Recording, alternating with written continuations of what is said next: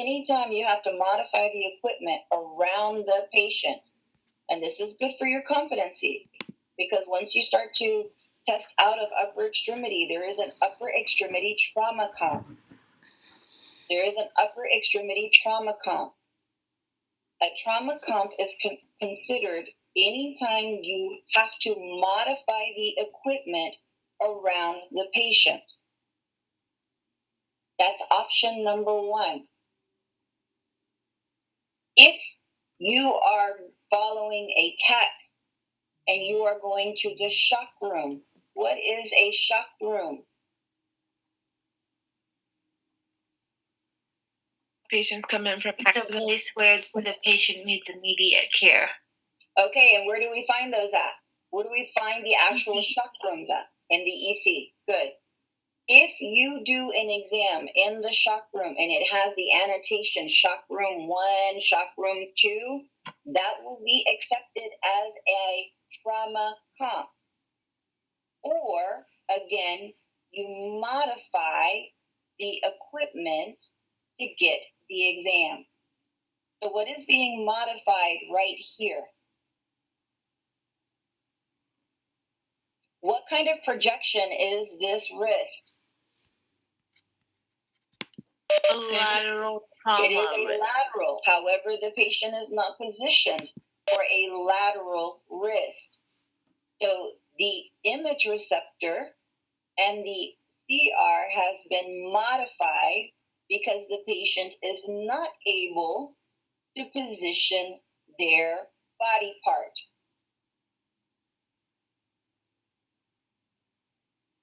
So finishing out with this wrist, this lateral projection of the wrist, the image receptor is placed, right, on the lateral aspect of the wrist, and the central ray is entering on the medial aspect of the wrist, indicating it is a lateral projection, medial to lateral projection. This is considered a trauma upper extremity because we will have visualization of your modification of equipment. Make sense? So as you guys are starting to become more proficient in skill, and you're having the opening once you test out of upper extremity, well, now that you've tested out of upper extremity, you have the ability to start adding competencies to your name. What is required for this semester? Duan, what's the requirement for this semester? PA and lateral chest. PA and lateral chest is a requirement. That doesn't mean that you only do the PA and lateral. We are encouraging you to look at areas that you are in. I know that you are being restricted from some clinical time. This is why we relaxed the amount of competencies due this semester, because it's a unique situation. This is a unique pandemic situation. Before, we would have students give 7 competencies as a minimum. We have relaxed that because of the pandemic. You are required to have a PA and lateral chest. It does count 60% of your clinical grade. I'm encouraging you to practice. If something else becomes available and you are in the area and you are ready, make sure that you follow the steps that Mr. Fung sent you so that you can complete your competency. We let the tech know before when we're ready to comp, not after. Got it? Good? Perfect. Any other questions? So in this section, in your Bontrager, Chapter 15, yes, it talks about mobile. Yes, it talks about trauma. I really want you to stay with what is your terminology. I have shortened this PowerPoint. All of your definitions are there. All of your definitions are there, and they give you a lot of different diagrams of what this means. What does a subluxation mean? What does a subluxation mean from a displacement? So that is going to have meaning. Yes. Yes, question. Oh, you were answering it? Good. So what's the difference between a dislocation and a subluxation? So these are the questions that you will need to go back, or the terminology that you will need to go back and explore. I have a lot of the terminology here for you, but there is much more. Okay? I will, and I'm going to say this as this is being recorded, I expect you to know what is on these slides. I will also incorporate my best to incorporate images on your next pathology exam. I will incorporate images on your next pathology exam.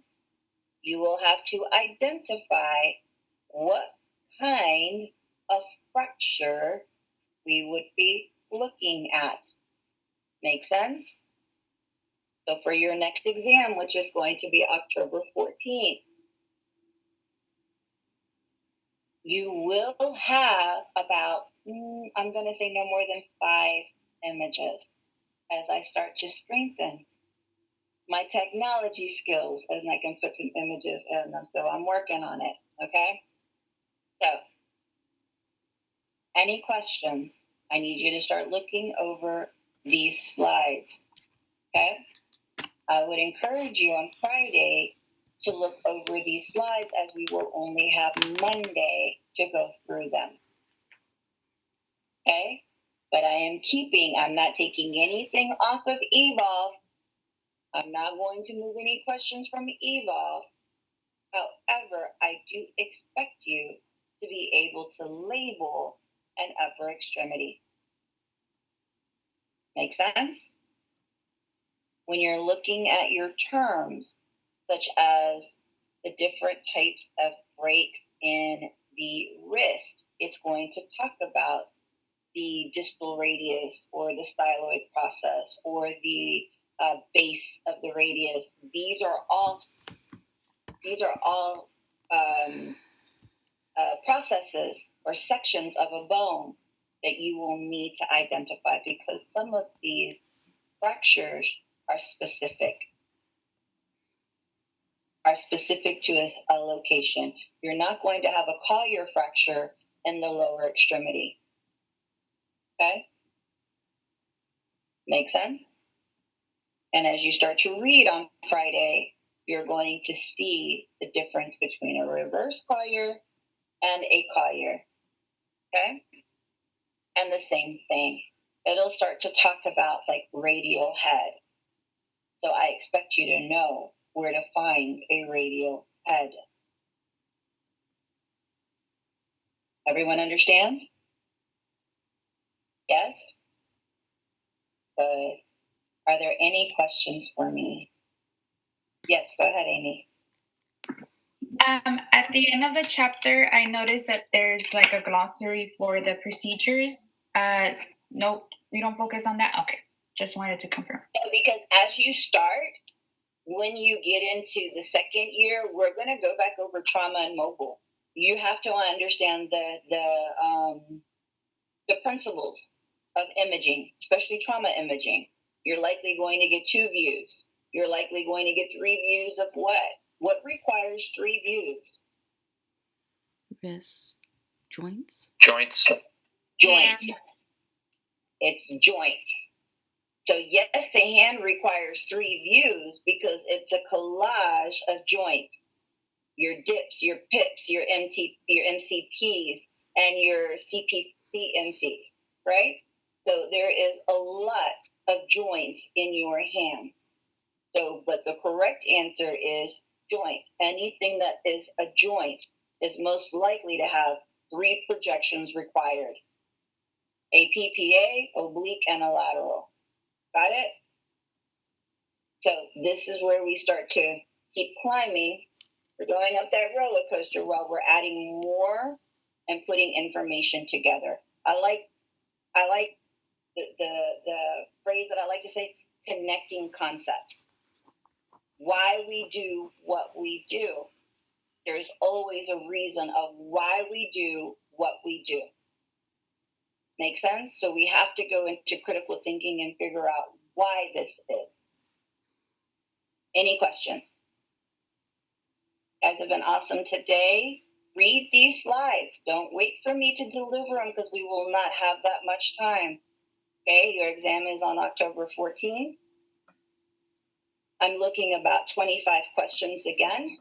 Okay, so, and I will try to implement maybe and give you a little bit of extra time for the images.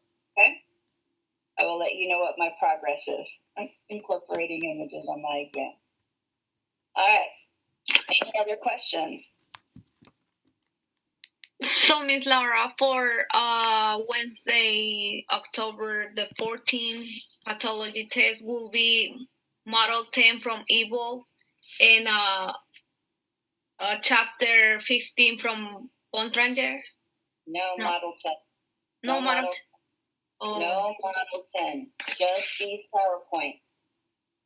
just the PowerPoint from Bontranger's book. Yes. All right. Thank you, Miss Laura.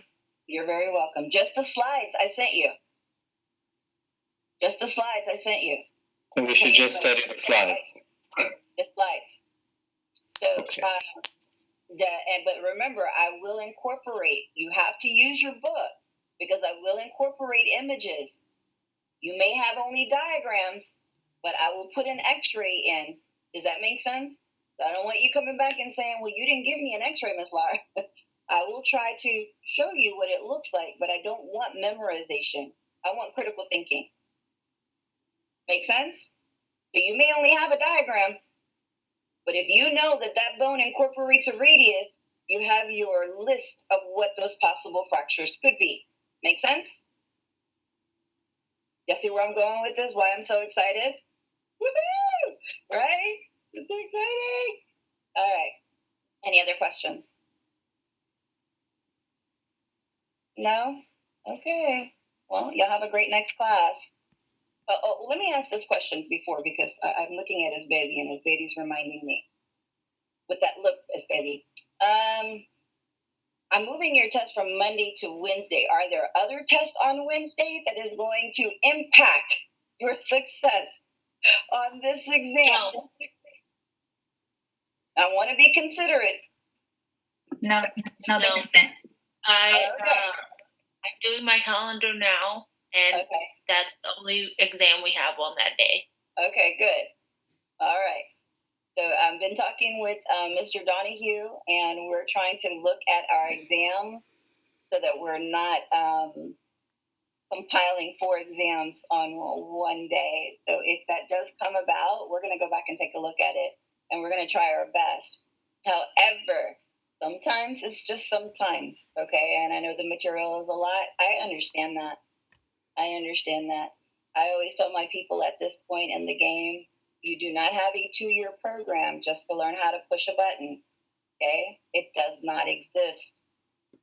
Make sense? So we know that it's 2 years for a reason. There is a lot of information, okay? So by the end of it, I expect you guys to be masters of body manipulation and as well as thoroughly knowledgeable on the equipment and how to operate it. Make sense? That was my promise to you in the interview. Your promise to me that you were going to study hard and be successful in the program. Do we remember those days? Yeah? Okay. All right. Well, you guys have a great one. Talk to you later. Bye.